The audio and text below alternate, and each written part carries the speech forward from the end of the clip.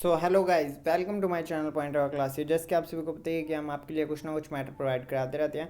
तो आज आपके लिए लाए हैं नई जो एजुकेशन पॉलिसी है उसके बीच में क्या क्या खामियां हैं या किस तरह का वो पॉलिसी रहने वाली है, उसके आगे क्या क्या उसके नतीजे आएंगे या क्या क्या उसके अंदर आपको मेनली पॉइंट्स याद रखनी है, वो सारी सारी चीज़ें आज हम पढ़ने वाले हैं। तो सबसे पहले हम देखने जा रहे हैं कि जो 10+2 का फॉर्मेट था उसे अब नई शिक्षा नीति में पूरी तरह से ख़त्म कर दिया गया है। तो अभी तक हमारे स्कूल में 10+2 का हिसाब चलता था, मतलब कि 10 कक्षाएँ प्लस 2 साल हो गए आपके 11वीं और 12वीं के। उसके बाद में अब जो नई शिक्षा नीति लागू होने वाली है उसके बीच में क्या सिस्टम है कि 5+3+3+4। तो इसका क्या फॉर्मूला है वो भी आपको बताएंगे। तो इसका मतलब क्या होता है, प्राइमरी से दूसरी कक्षा तक का एक हिस्सा हो गया, फिर तीसरी से 5वीं तक का दूसरा हिस्सा हो गया, छठी से 8वीं तक का हिस्सा और 9वीं से 12वीं तक का अंतिम हिस्सा हो गया, जो कि 3 हिस्सों में बटा है। ठीक है, उसके बाद में आगे देखते हैं नई शिक्षा नीति। स्कूल शिक्षा का नया ढांचा क्या है, फाउंडेशन स्टेज। इसमें क्या होता था, पहले 3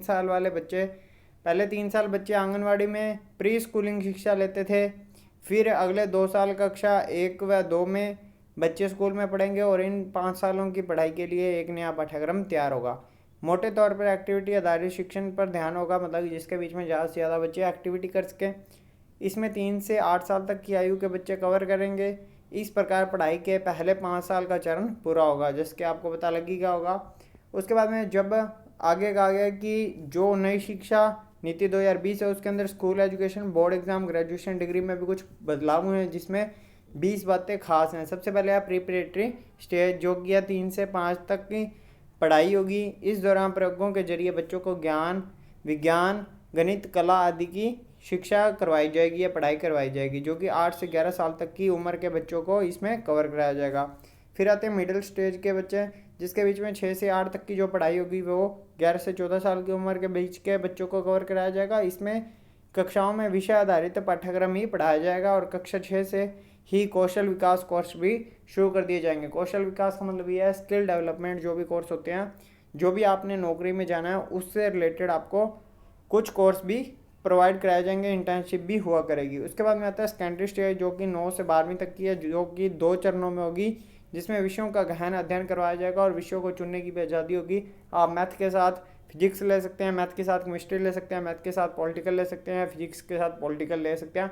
मतलब आर्ट्स, कॉमर्स, साइंस तीनों में से कोई मर्जी सब्जेक्ट रखना चाहें आप वो भी रख सकेंगे। उसके बाद में आता है स्कूलों में इस तरह देखी जाएगी बच्चों की परफॉर्मेंस रिपोर्ट कार्ड में होंगे बदलाव। पहले यह भी व्यवस्था थी कि पहले सरकारी स्कूलों में प्री स्कूलिंग नहीं था। कक्षा 1 से 10 तक सामान्य पढ़ाई होती थी और कक्षा 11 से विषय चुन सकते थे।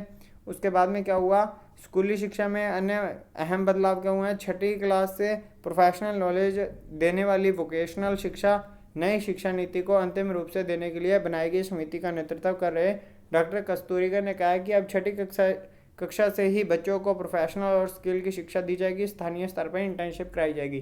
जैसे बीएड वाले बच्चों की इंटर्नशिप नहीं होती है कि बीए करने के बाद बीएड करते हैं तब उनकी इंटर्नशिप लगाई जाती है, मतलब जिस सेक्टर के अंदर आप जाना चाहते हैं उसी सेक्टर की आपको नॉलेज प्रोवाइड कराई जाती है, उसी में आपको प्रैक्टिकल वर्क भी करवाया जाता है ताकि आप एक बेहतर शिक्षक बन सकें। उसी तरह से छठी क्लास के साथ साथ ही आपको वोकेशनल नॉलेज भी दी जाएगी, मतलब कि आप जिस भी फील्ड में जाना चाहते हैं उस फील्ड की आपको इंटर्नशिप करवाई जाएगी और उसी के बेस से ही आगे आपकी तैयारी होगी। उसके आगे देख लेते हैं थोड़ा बहुत और कि व्यावसायिक शिक्षा और कौशल विकास पर जोर दिया जाएगा। वही आपको जैसे कि बीएड वाले बच्चों के लिए होता है, उनके व्यवसाय के लिए उनको शिक्षा दी जाती है, उसी तरह से छठी क्लास से ही बच्चों को अब शिक्षा दी जाने लगेगी। और इसके साथ ही ये होगा कि ये नई शिक्षा नीति से बच्चे बेरोजगार नहीं रहेंगे, मतलब कि अपनी तैयारी शुरू से ही करने लग जाएंगे। उसके बाद में आता है 10वीं और 12वीं की बोर्ड की परीक्षा आसान होगी, मतलब कि इसके बीच में कुछ चेंजेस किए गए हैं। 10वीं 12वीं के जो बोर्ड थी उसके परीक्षाओं के महत्व को कम कर दिया गया, मतलब कि हम ये मान सकते हैं कि बोर्ड को एक तरह से समाप्ति करने जा रही हैं। और इसके बीच में क्या होगा कि ABCD आपको ऑब्जेक्टिव टाइप क्वेश्चन दिए जाएंगे और साल में 2 बार परीक्षाएं होया करेगी। उसके अलावा बोर्ड को एक तरह से ख़त्म कर दिया जाएगा और जो रटने की पत्ती है उसको भी ख़त्म कर दिया जाएगा। ओनली ABCD जैसे जो आपके टीचिंग लेवल के एग्ज़ाम्स होते हैं उसी तरीके से अब 10th और 12th के एग्ज़ाम्स भी हुआ करेंगे और बच्चों को सीधा ABCD में से एक ऑप्शन चुनना होता है। उसके बाद में लेकिन भविष्य में उन्हें इससे मुक्ति मिल जाएगी। शिक्षा नीति में कहा गया कि विभिन्न बोर्ड आने वाले समय में बोर्ड परीक्षाओं के प्रैक्टिकल मॉडल को तैयार करेंगे, जैसे वार्षिक, सेमेस्टर और मॉड्यूल बोर्ड परीक्षाएं, तो इसमें यह भी कहा जा रहा है कि परीक्षाएं जो है वो सेमेस्टर सिस्टम के हिसाब से चलेंगी। सेमेस्टर बने होंगे, एक साल में 2 सेमेस्टर या 3 सेमेस्टर या 4 सेमेस्टर, जैसे भी सेमेस्टर होंगे उसी के हिसाब से आपकी परीक्षाएं ली जाएंगी। और जो पाठ्यक्रम पहले सेमेस्टर के अंदर आ गया वो दूसरे में नहीं आएगा, जो दूसरे में आ गया वो तीसरे में नहीं आएगा। उसके बाद में जो नई शिक्षा नीति के कुछ महत्वपूर्ण पॉइंट्स है वो हम एक नज़र में देख लेते हैं। इसमें कहा गया है कि शिक्षा पर सकल घरेलू उत्पाद का 6% हिस्सा खर्च किया गया, जो अभी कितना है 4.43% ही है। तो मतलब कि अब शिक्षा पे बहुत ज़्यादा ही जोर दिया गया है, जिसमें 6% जीडीपी रेट पहुंचा दी गई है। 5वीं तक की जो कक्षा होगी उसके बीच में जो भी शिक्षा प्रदान की जाएगी वो मातृभाषा में होगी। मतलब कि बच्चा जहाँ पे जैसी स्टेट में वो रहता है वहाँ की जो मेन रीजनल लैंग्वेज है या मदर लैंग्वेज है वही शिक्षा के अंदर आपको बच्चों को पढ़ानी होगी। उसके बाद में मानव संसाधन विकास मंत्रालय का नाम बदलकर शिक्षा मंत्रालय कर दिया गया, अतः रमेश पोखरियाल निशंक अब देश के शिक्षा मंत्री कहलाएंगे। उसके आगे देखते हैं।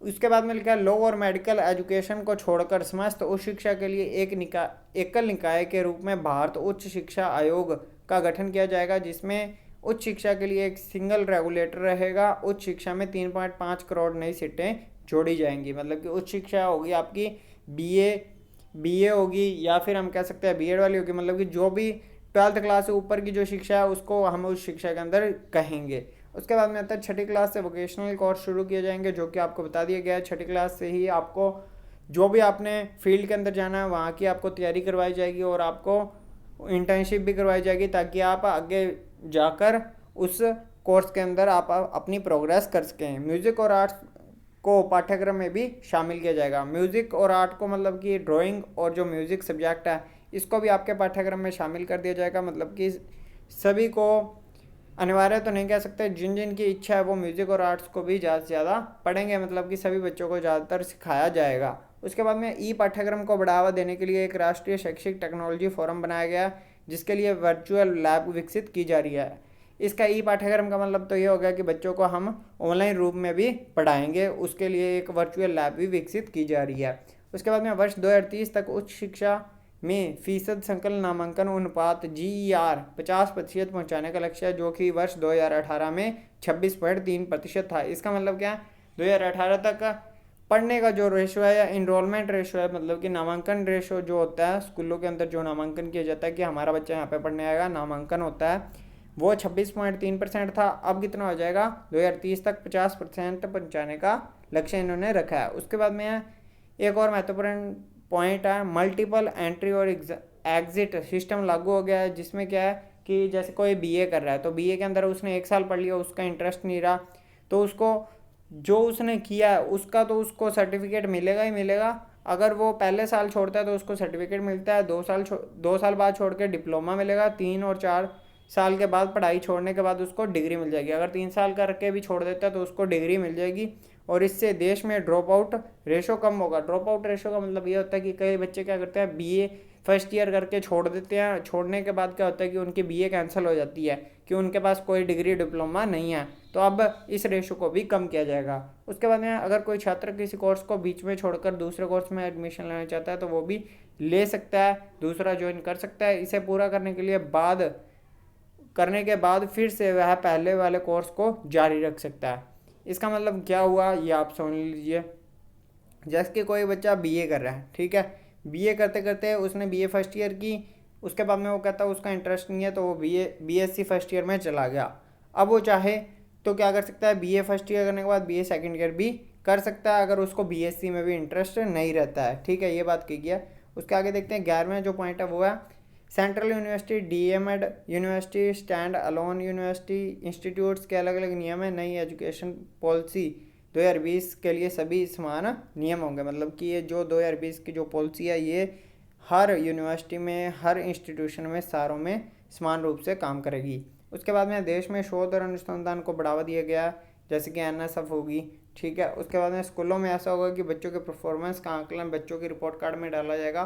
3 स्तर पे आकलन किया जाएगा, एक तो स्वयं छात्र करेगा, एक दूसरा सहपाठी करेगा और एक उसका शिक्षक करेगा। पहले क्या होता था, सिर्फ शिक्षक ही करता था, बच्चा खुद नहीं करता था और ना ही उसके सहपाठी करते थे। इसमें क्या होता है कि जो बच्चा स्कूल के अंदर बैठा है किसी भी क्लास में तो उसके साथ वाले क्लास वाले भी उसका आकलन करेंगे कि बच्चा ये है वो कितना होशियार हुआ है, पहले कैसे था, अब कैसा है, और टीचर भी उसका आंकलन करेगा और बच्चा खुद भी अपना आंकलन करेगा कि उसने कितना कुछ सीखा है। तो अगर आपको वीडियो पसंद आई तो प्लीज़ लाइक करना और चैनल को सब्सक्राइब करना ना भूलें। Thank you.